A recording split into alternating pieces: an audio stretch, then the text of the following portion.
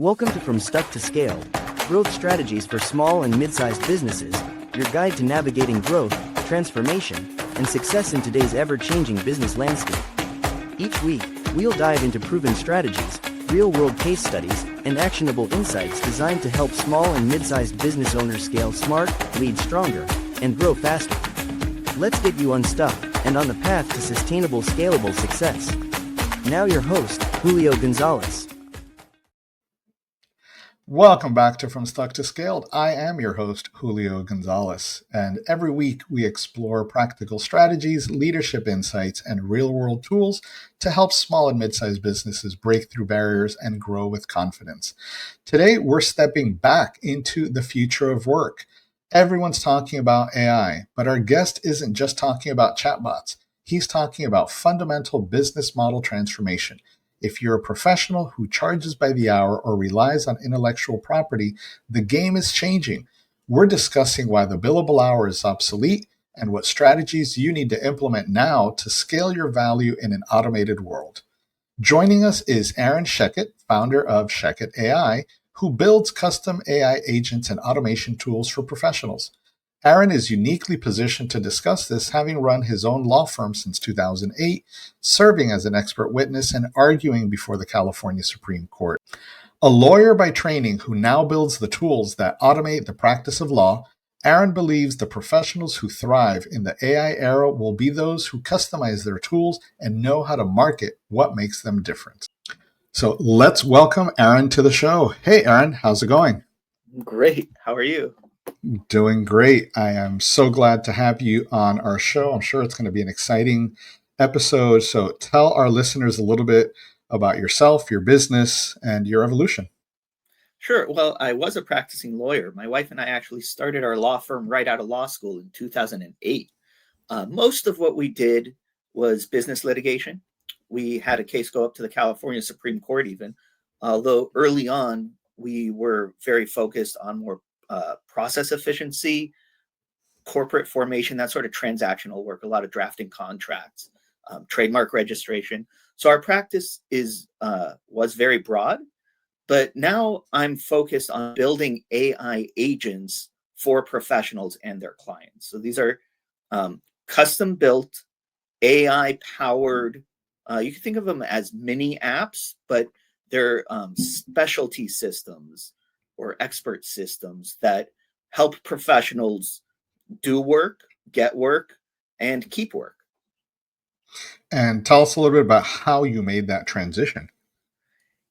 It's actually it started in August 2023 when I was diagnosed with an extremely rare cancer called thymoma. It was a baseball-sized tumor pressing on my heart. And recovering from that in January 2024, I started looking at AI as a solution to help our law practice. And I started building very elementary compared to what I build now, but very basic AI-powered tools and workflows. And I said to my wife, I think there's something here that could really help our practice, but I need a project to learn. That's how I learn. I learn by doing. Yeah. And she said, can you build me something that would help me bake better sourdough? I said, I don't know, maybe. So I started learning about coding and security and database management and user authentication and integrations and APIs. And I built an app that let her take a picture of her sourdough bread, and the AI would analyze it and say, hey, you need to bake it hotter, or you did a good job. Your ratios of flour and water look good, that sort of thing. And it came out so good that I continued building with it. And I released it on Apple and Android. It's called Sourdough Baker AI. You could go there and download it. There's some free use for it. And then in March of this year, it really started. I really started doing it for some friends earlier than that. But the big shift was in March of this year when I realized that that professionals don't have custom built AI that's narrowly tailored, and that's how AI works best. And so since March of this year, I've been building these custom AI applications that where I build the front end as well. I build what they do, how you interact with it, and how you get the results. Some of these just run automatically once a day, depending on what the professional needs. And some of them have a custom built user interface with maybe an administrative panel so they can invite their team members.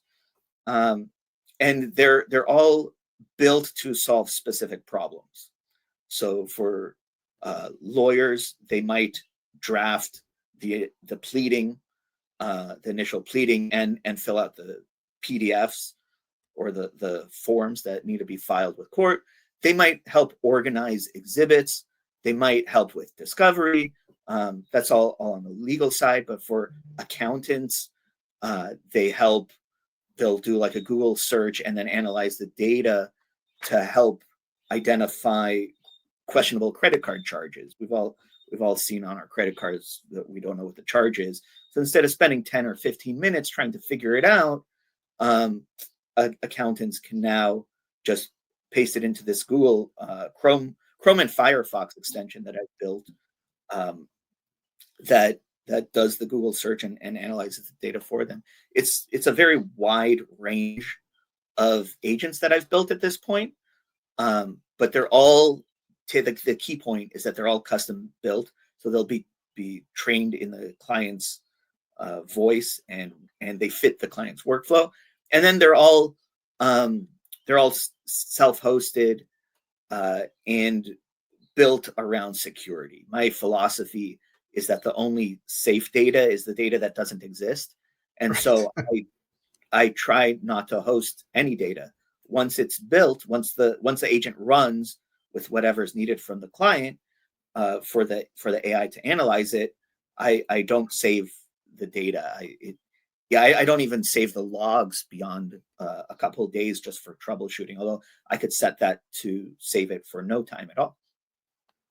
Yeah, you hear a lot of folks building AI bots to basically replace, receptionists and call scheduling. Are you building those also, or more these more purposeful agents? Yeah, actually, so I have built voice agents, agents that talk on the phone and do text messages and connect to the client's database so that it's up to date on answering questions. My general view on the use of AI is that it's not really a human replacement, but it should do 70 in the long term. I think a properly built business using AI would use AI for like 70 to 90% of the work, and the rest 10 to 30% would be done by the human, especially the oversight of the agent. So it's not really a human replacement. AI is kind of unique in the history of technological tools in that it seems like a human replacement because you interact with it in natural language. Although the ones I build tend not to be like a chatbot, like you use ChatGPT. It's more like click a button, review this, does this look right? And the AI is working behind the scenes. That way it's really like narrow and specific and has a very high reliability. But still, I think AI is not completely a human replacement, although it seems like it, and it replaces a lot of what a person does. But I think its best use, its optimal use, is as a tool that's integrated with what people are doing, and more of an assistant, not like an executive, not a full executive assistant, Right. but a technological give and take sort of partnership assistant. For those of us who grew up in the technology space, AI and this evolution has been very different from prior technologies. So, cloud, for instance, hit probably early 2000s when cloud started becoming a thing. And, for a long time, it was just a marketing term, but cloud was, an enterprise function. Cloud didn't really come to being used in the individual space up until, very recently.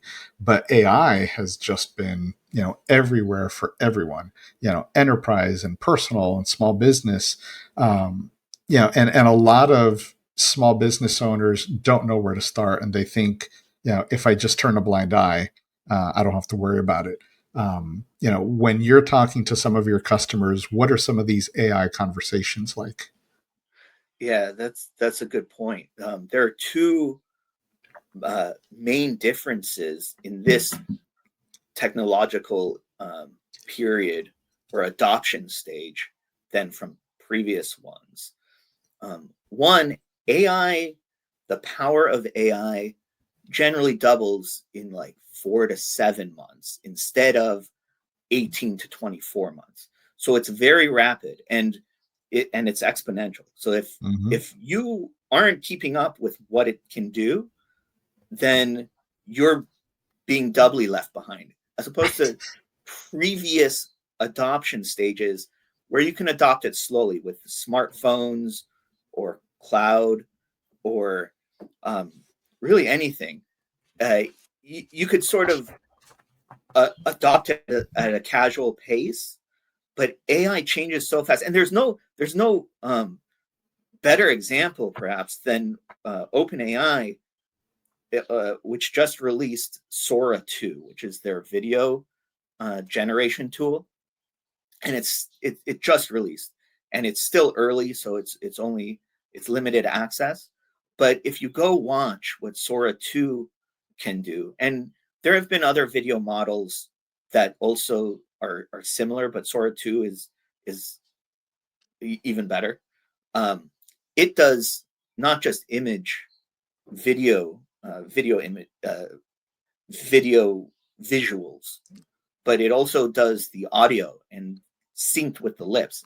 And if you watch it, you really cannot tell that that it's AI. It's incredible, and um, and if you look at where visual generation was, AI visual generation was 1 year ago, it looks like there have been decades of advancement, but it's It's only a been, world of difference. Yeah. yeah.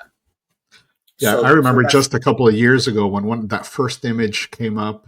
It was like a couple, and they were holding hands, and then everybody was focused that there was, a finger missing here and an extra finger there. Yeah, and it seems like, that was so long ago because there has been so much evolution. yeah. So it's not just with visual and video, audio, there are music programs, AI music generation.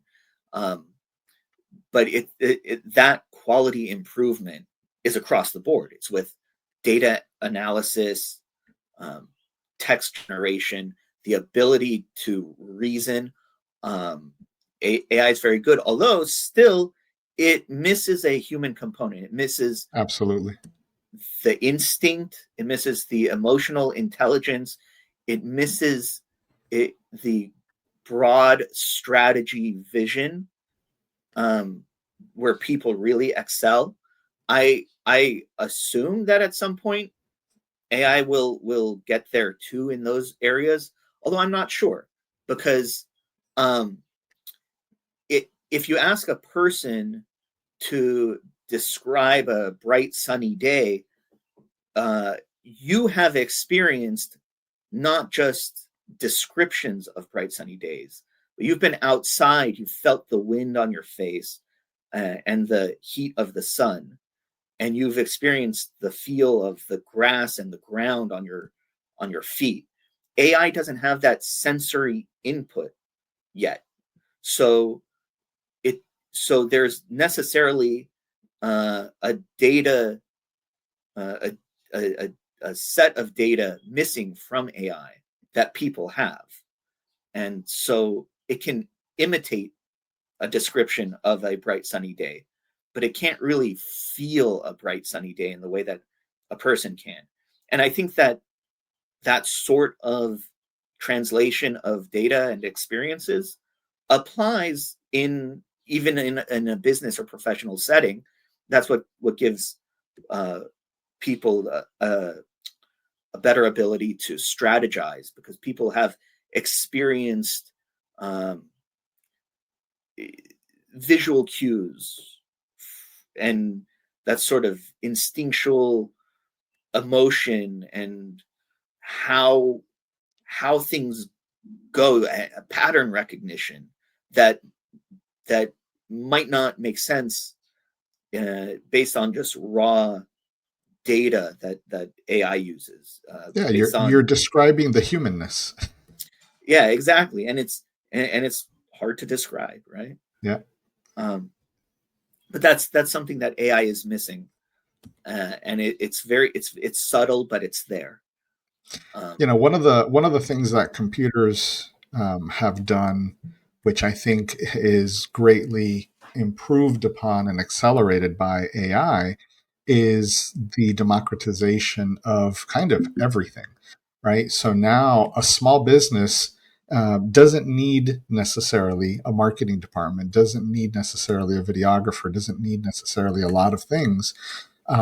They can create avatars and create videos, now using Sora 2 and other technologies to gain some of the advantages that previously only large enterprise had. I always give the example of Notebook LM from Google. I threw in a show plan for one of my podcasts, and it created a complete two-person podcast that was half an hour long, and I was just floored by this conversation and the capability. So now even the smallest of businesses can benefit from something like that they never would have had in the past. So how do you see that evolution and that growth for the small business? yeah, no, that's a great point.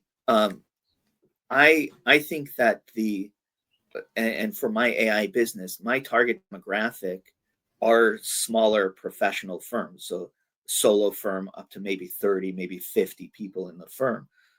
That's where I see um, the biggest growth and the biggest uh, competitive space, because the advantage that a larger company used to have really doesn't exist anymore. There's not that barrier to entry. It used to be that Right. if you wanted to release, let's say, an app, you had to invest tens of thousands of dollars or hundreds of $1,000s and a year of development time.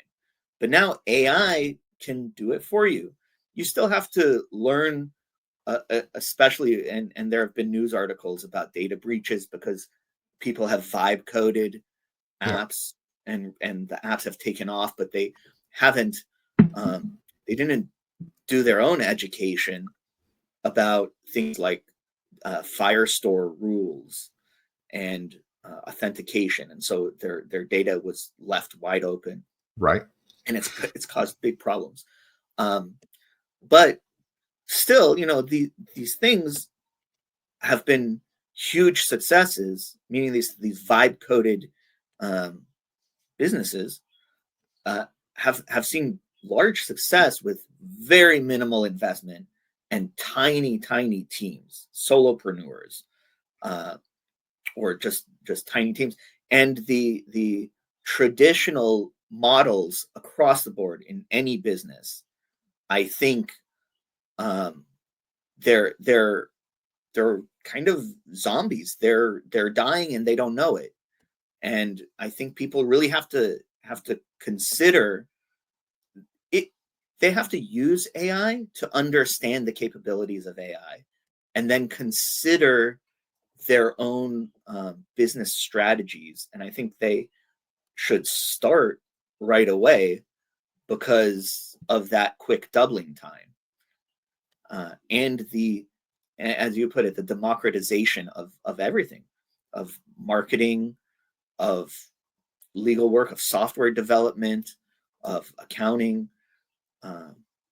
if something can do the job and do it cheaper and do it faster than it was previously done, then things will gravitate that way naturally. And I'm glad you went in that direction because that was going to be one of my next questions. Having come, from a law firm and to, law offices and other types of professional services with AI making things cheaper and quicker, how do we respond to diminishing billable hours? Because if we're not spending the same amount of time doing the work, do we extend those savings to our customers? How do we better value our time, to remain profitable, provide a great product, and leverage all of this technology?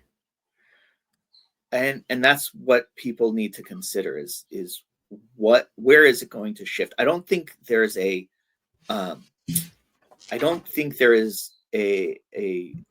clear answer yet. It will shake out in the future what pricing model and what utilization of AI works.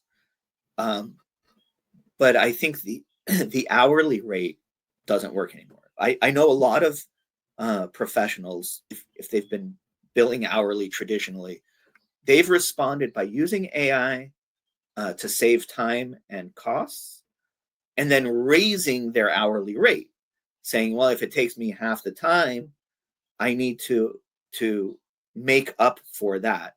Otherwise, they're going to bill dishonestly and bill as if it took the entire time that it used to take, Right. which I think some people are doing, but Yeah. but that's not the answer. That's not the solution. I think the solution that works at least in the short term and gives people a real competitive advantage is to create a menu of products, and this works in the professional services space, and set a fixed fee for it. Fixed fee didn't work great in the past because you didn't know how much time it was actually going to take you. You could kind of estimate, but then a lot of clients might take advantage of that. Right. And ask you to do a lot of revisions. They call or they email extra if they knew that it wasn't going to cost them extra. But still, if you work it out, let's say an initial pleading, a complaint in a lawsuit, initially took 5 hours at $500 an hour. It's just generally. And well, you'd estimate to the client, well, it would take, it would be about 2,500, give or take, because I don't know exactly how much time it's going to take until I start working on it. But let's say that's the estimate. Well, one, clients hate estimates. Well, is it going to take 5 hours or is it going to take 5.5? It's like, I don't know, maybe it takes 4. Clients, they don't really like that. But what if now you tell a client the complaint, I don't know how long it's going to take, but I'm using AI, and you're transparent about it. And with AI, I know I can save time, and I can offer you a flat fee of $2,000 instead of $500 an hour at 5 hours, roughly 2,500. Now it's just going to be $2,000 for me to draft it and file it. One, the client likes that because it's roughly cheaper than they would have paid anyway, but that's not the big benefit to them. The big value is that it's a flat fee. They know it's going to be $2,000. And then what if that complaint, instead of taking 5 hours, only took about 10 minutes? Because AI can do that really well and accurately. So what if using AI plus your review, your human review, only took 10 minutes for $2,000? Well, now your effective hourly rate is $12,000 an hour. It's not $500 an hour because you've saved all that time, the rest of that 5 hours, which also frees you up to spend time on the stuff that you couldn't do before because you had to spend those 5 hours doing the complaint.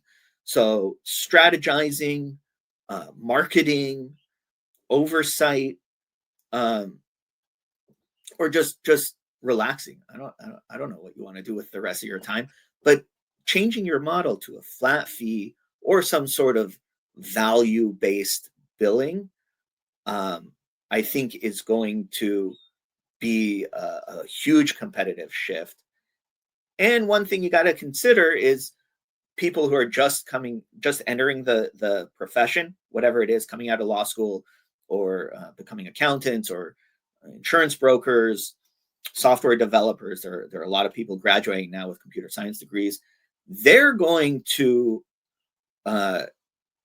try to enter the market and be competitive.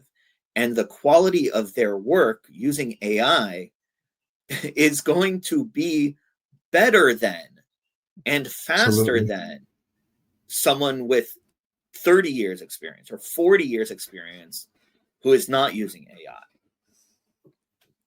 Yeah, we are totally linked here. I was waiting for you to pause to bring up value based pricing, because that, I think, is where um, a lot of different markets are going. Um, the complexity comes in anything outside the norm, right? So, do you do a value plus, value with a minimum? So that's the broader conversation, I think. And I'll relate this to the real estate market. Last year there was that whole National Association of Realtors lawsuit, and commissions and who's paying and all that kind of fun stuff. At the end of the day, realtors need to justify the value of what they bring to the transaction to that buyer and seller. That is where the costs, where the commission really comes in, right? Because a real estate transaction is a pretty complex activity. And a lot of people think that realtors just open a door and show a house and look pretty, but there's a lot more coordination that goes behind it. And if that real estate agent can't convey the value that they're bringing, they simply can't justify their commission. And I think that's been the biggest change there, and something that a lot of professional services individuals are going to be facing with AI, going forward. Because if you can't demonstrate that value, your pleading is a simple pleading. So that one might be $1,500, but this is a complex pleading. It might be 50,000 plus. And being able to convey that, I think, is going to be one of the most critical aspects of business going forward. Yeah, and I think people will figure it out because they'll have to. Yeah. Right? The challenge will create innovation, and it'll create, just because I think that a sort of a la carte billing structure works, it doesn't mean that that's what's going to be the solution long term. I'm fairly confident that traditional hourly isn't, because it just doesn't make sense.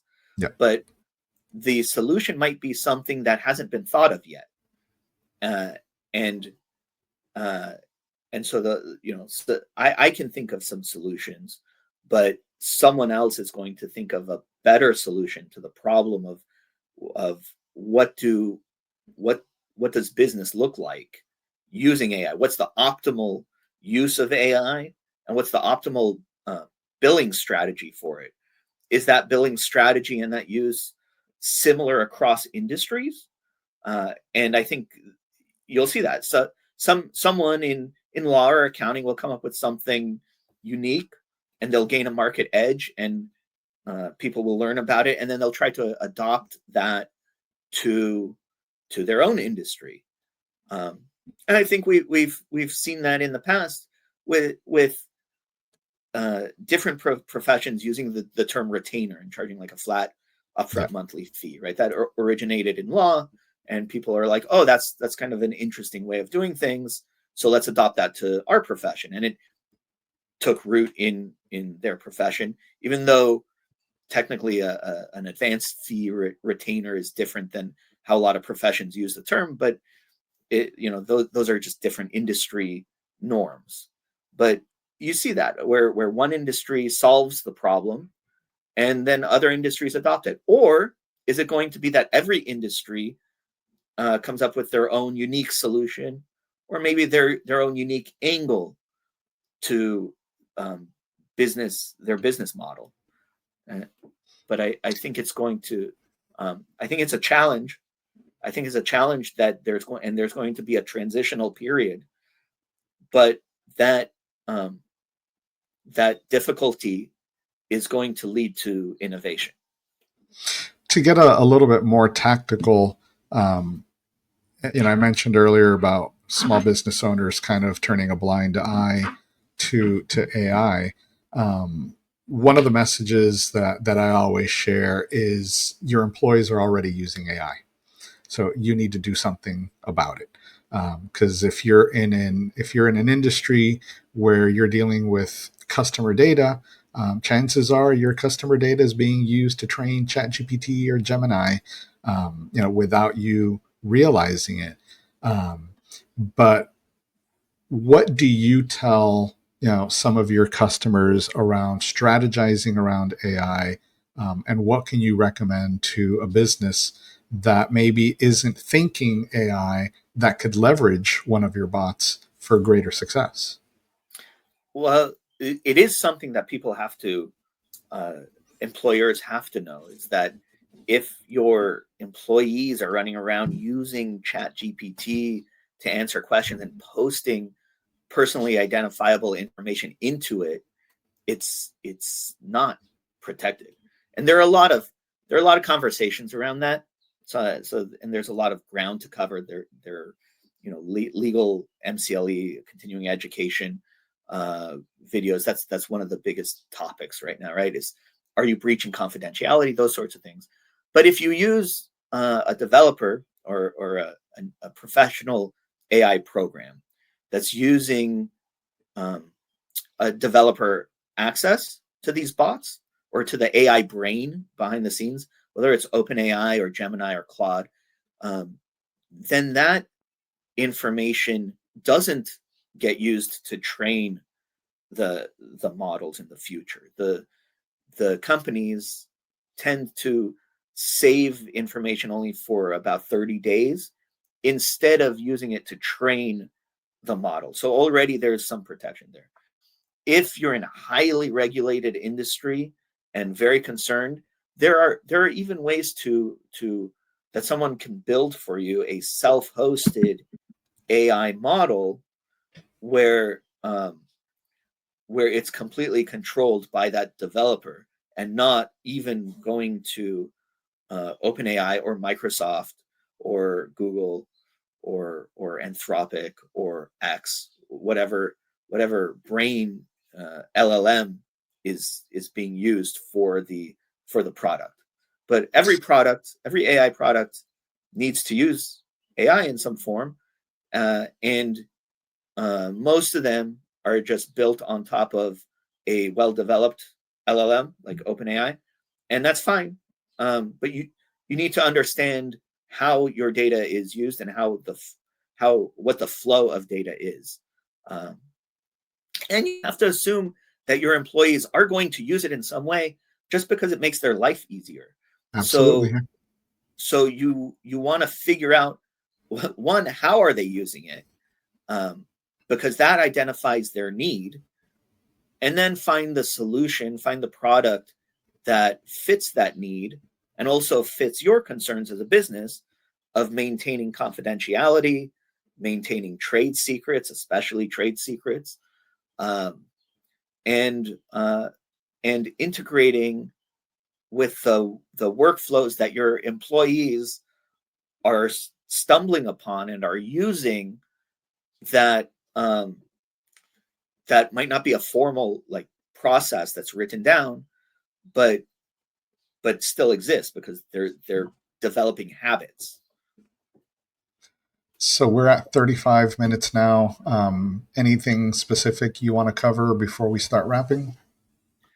I think the one real actionable tip that I really want to emphasize is that if you're a professional or a business owner, you should use AI in some fashion not necessarily for your business, but just so you know what its capabilities are. So you should play with ChatGPT or Grok or Claude or what, it doesn't matter.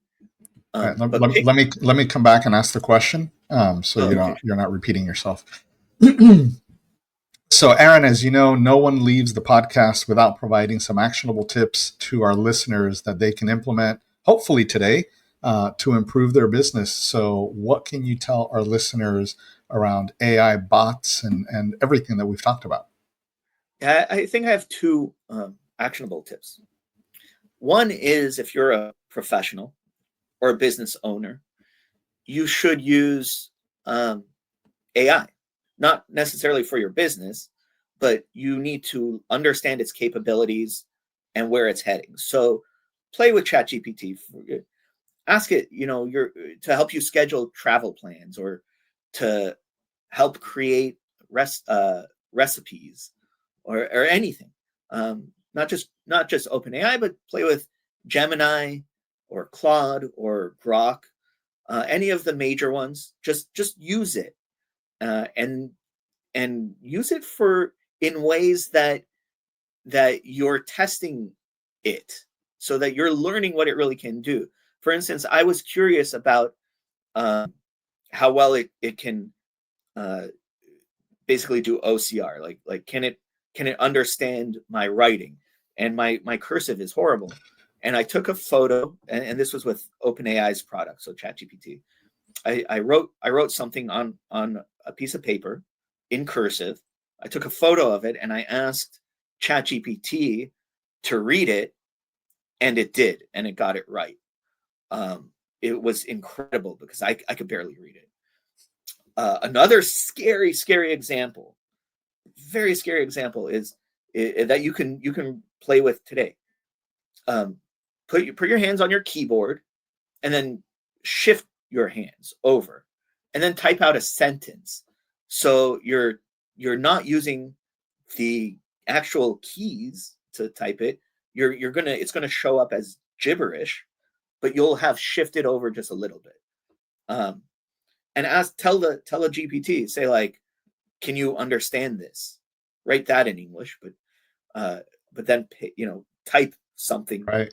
in gibberish. But think of it as a real sentence. Don't just hit random keys, but you understand. So you've shifted over and you've typed up, like, can you read this? Except instead of the C, maybe it's a V or a B. Instead of the A, it's going to be S or D, right? And you'll see what it does, and it will be able to read it. On every test I've done with that, it's identified that I think it calls it like a simple shift cipher, right? and it figures it out. So the capabilities are scary, and some of what it can do is non-obvious, and that's why you have to play with it. The other thing that you really should do, and you'll do this as you play with it, is think about your business model and your pricing scheme, and assume that not only your employees are using it, but assume that your clients are using AI too.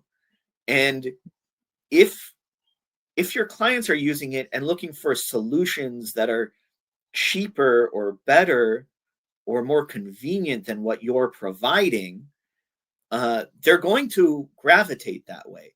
And they're not going to tell you, if let's say you're a lawyer doing contracts, right?